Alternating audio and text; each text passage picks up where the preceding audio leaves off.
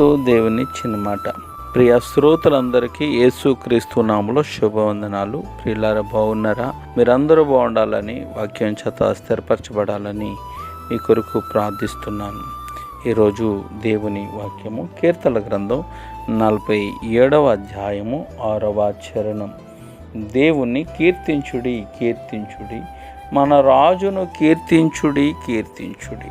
ప్రభునందు ప్రియులారా, దేవుణ్ణి ఆరాధించడం అంటే, కీర్తించడం అంటే మన హృదయాంతరంగములో నుండి ఆయనకు స్తుతి ఆరాధనను చెల్లించడం.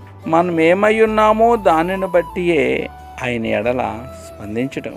ఈ కీర్తన ఆరాధన గురించి మనకు కొన్ని సూచనలు ఇస్తోంది.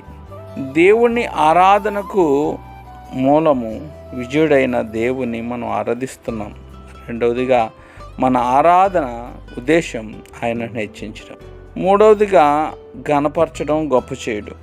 ప్రభువు మన స్తుతికి పాత్రుడు గనుక ఆయనను హెచ్చించుదాం.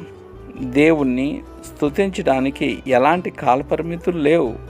ఆయన ప్రజలు ఎల్లప్పుడూ ఆయనను స్తుతిస్తారు. మనం ఆయన ఘనతను స్తుతించి ఆయన ఘనతను గొప్ప చేయాలి.